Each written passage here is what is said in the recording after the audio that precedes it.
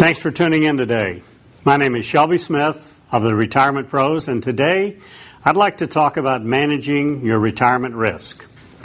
You know, retirement is something that will happen to most of us, and it's like a marathon race.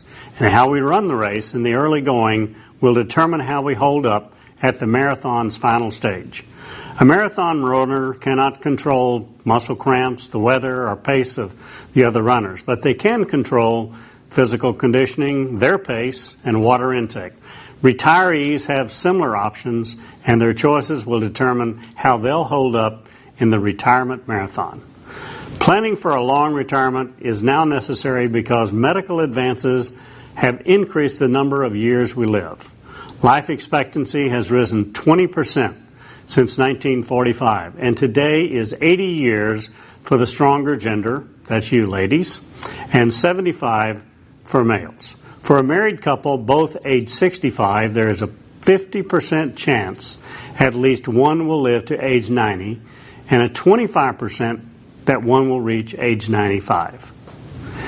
Years in retirements are not only increasing, they are becoming more expensive. Medical costs are currently rising 4 times faster than general prices, and takes twice as much from the retiree's budget compared to other ages.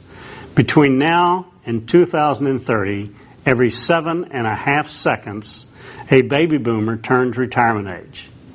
Thus, prices of all things retirement, especially medical care, will continue rising rapidly. Your retirement finances look like a 3-legged stool. Your retirement account at work is leg 1. Your personal savings and investments are leg 2. And Social Security, for most of us at least, is leg 3. Not too many years ago, many companies gave employees a lifetime pension when they retired. But the expense of these pensions is no longer affordable for most employers. You now put your money in 401ks, 403bs, and other employer-sponsored retirement plans, and your employer may make a contribution, but not always. So the responsibility of saving for retirement has shifted away from employers to you. The condition of this leg of your retirement stool is solely your responsibility. And far too few pay attention that employer-sponsored retirement plan money is invested in stocks and bonds. There have been some really nasty surprises in recent years as the stock market has gone from feast to famine. In fact, so-called retirement accounts are really investment accounts because their future value cannot be predicted, there are no guarantees, and it's impossible to determine how much income you'll have in retirement. Market volatility is not the retiree's friend because money is needed when the market is up, but it's also needed when the market is down. Over the period 1990 to 2010, the S&P 500 growth, the S&P is a broad measure of the stock market's performance, it averaged 8.2% annually. Now that's a very good return, but it's also very misleading. While growth averaged 8.2%, it fluctuated from a minus 37% to a plus 38%. That's a 75 percentage point change. If you do the arithmetic, you'll see that the important thing is not averages, but fluctuations. For example, a $1 million retirement nest egg from which $50,000 is withdrawn annually will run out much sooner if you started withdrawals during the year the market lost 37%. Not only was $50,000 withdrawn, but $350,000 in principal was lost because the market trended down. If the market falls for several years in a row, as it has in the past, a $50,000 withdrawal could represent a huge percentage of a shrinking principal. While the average return is what everyone talks about, it is much less important than the sequence of gains and losses. And recent market losses have left many retirees facing what they hate most, running out of money. The second leg of retirement is your savings and investments. These are generally kept in the market or bank CDs. We've already covered market risk, and we all know that bank CDs pay rates near zero. We can't count on either the market or bank CDs to improve given the very fragile economic times of today. Is another market collapse likely? Will the market soar to new heights? Will bank rates rise or fall to zero? The answers are unknown. Nonetheless, many pundits full of hot air offer forecasts as if they do know. You must safeguard your money. It's your responsibility. Safeguard from market swings and low interest rates. Most retirees do nothing, but they hope for better economic times. And doing nothing and hoping for better is a very risky strategy that has left many retirees in dire financial shape. The third leg for most retirees is Social Security. No doubt you'll continue to have Social Security, but there will also be changes. In 1950, there were over 16 workers for every Social Security recipient. But today, there are only 3, and by the year 2025, there will be 2. The increased life expectancies have been very costly for Social Security because more lifetime benefits are paid. When Social Security was started, the life expectancy was under 65. Now it is approaching 80.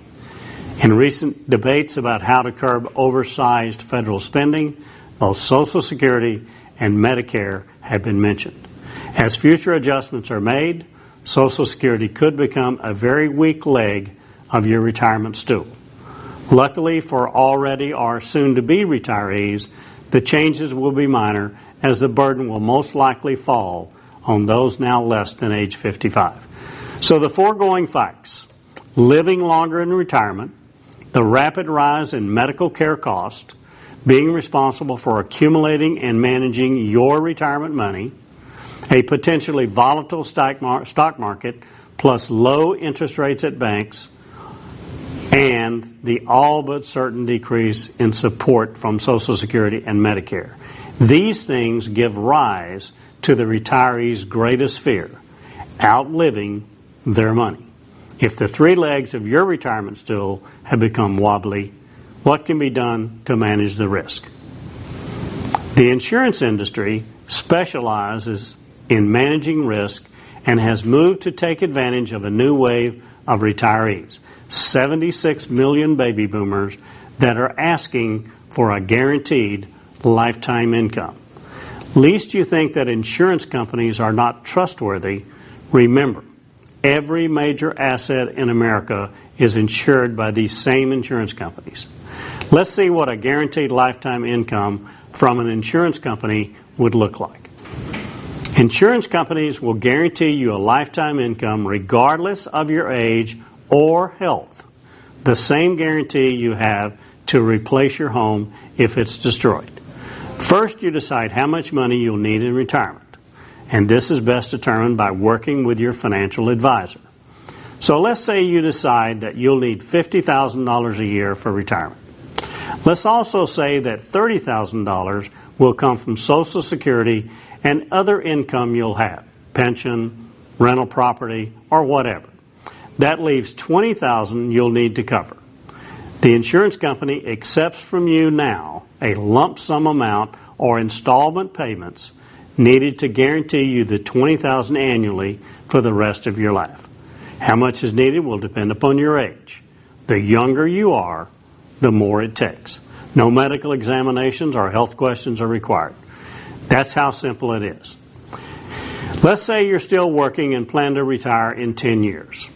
The insurance company will accept payment today and give you a guaranteed earnings rate of around 8% between now and when you plan to retire and start your income. Some even give you a bonus to boost your retirement money.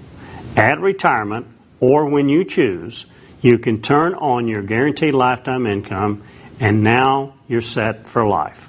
If a guaranteed lifetime income you cannot outlive is of interest to you, please get in touch with your financial advisor and let them help you lock up guaranteed retirement security with a lifetime income. Here's what you get from your insurance company's lifetime income. Absolutely no market risk or worry about interest rates. Good growth until you start your income. Your guaranteed lifetime income continues regardless of how long you live. You can change your mind and take your remaining money as a lump sum, and best of all, you'll have peace of mind.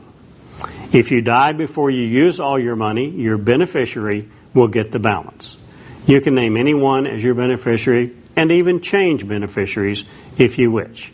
The insurance company cannot keep the money that you have not used. Insurance companies manage risk by spreading it over a large number of people. By analyzing the data from millions of folks, they can determine the percentage of any age group that will die during a given year. Of course, they don't know which ones will die, just how many. They price their guarantees based on this analysis, the same as they do for homeowners policies. So ask your financial advisor to tell you about fixed annuities that offer guaranteed lifetime incomes. By the way, there are 2 videos on the website that explain how they work: Retain Your Gains and Paycheck for Life. Well, there you have it. The best way to manage and control your financial risk in retirement is to pay an insurance company to do it for you. No risk, no worry, and no fear of running out of money. How simple is that? Thank you for your time, and have a great day and a very happy retirement.